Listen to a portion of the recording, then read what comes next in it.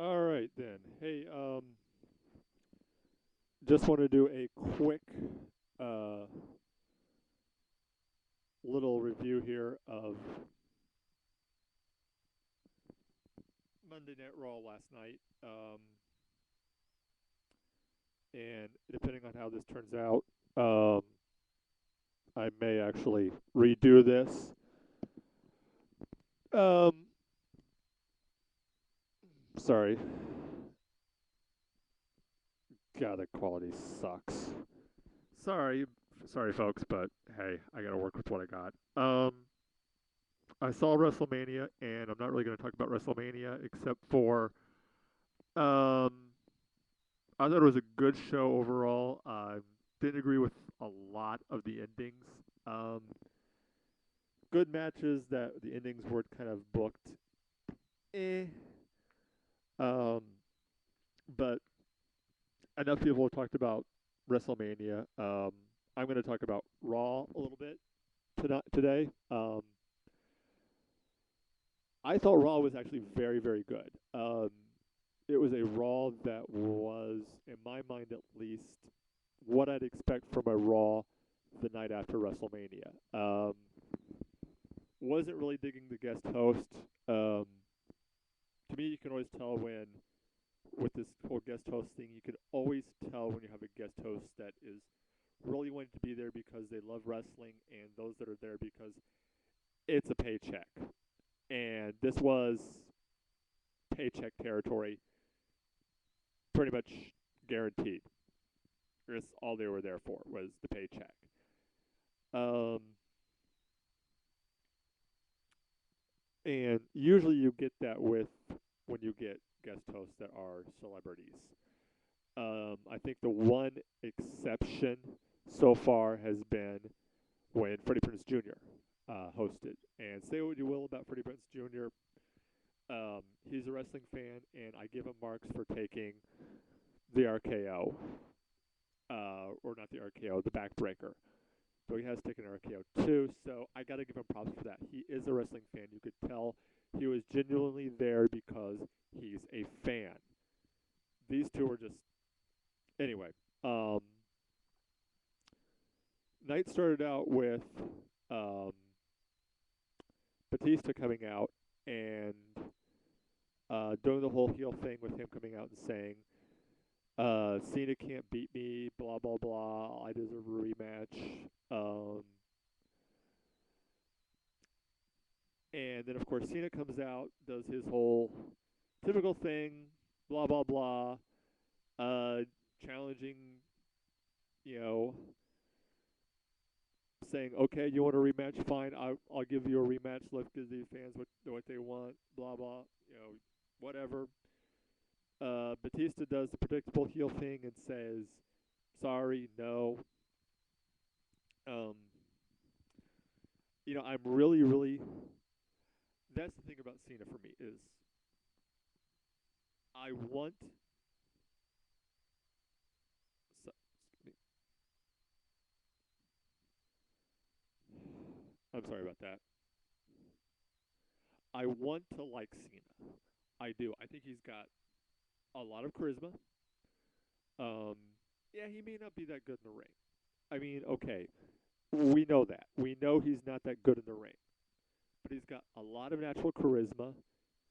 He's over, whether the IWC fans want to admit it.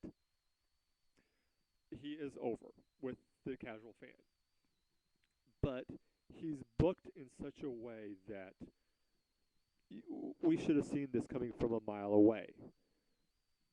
Cena defeats the odds again. Cena overcomes something. That's the basic storyline with every single Cena feud. He, Cena comes out, gets beat up. Comes out, gets beat up. Gets double teamed. Comes out, does a promo saying, I'll never give up, I'll never surrender. I look down, blah, look at me, I'm Cena. Me, Super Cena, smash. And then we get pay per view, and again, like I said, Super Cena, smash.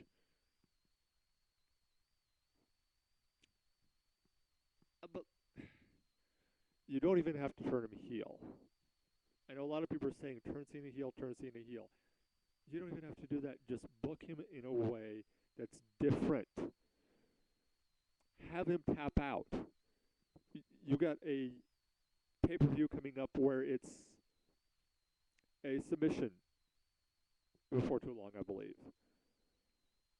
I I believe Breaking Point isn't that far off. So right there, put him in a match, a submission match. Have him come out and do the whole thing of saying, "I'll never give up. I'll never tap. I'll never tap. I'll never tap. I'll never," and then have him tap. Have him go through the whole psychological thing of, "I let the fans down. I let the fans down." You'll have just the opposite effect of what most people might think.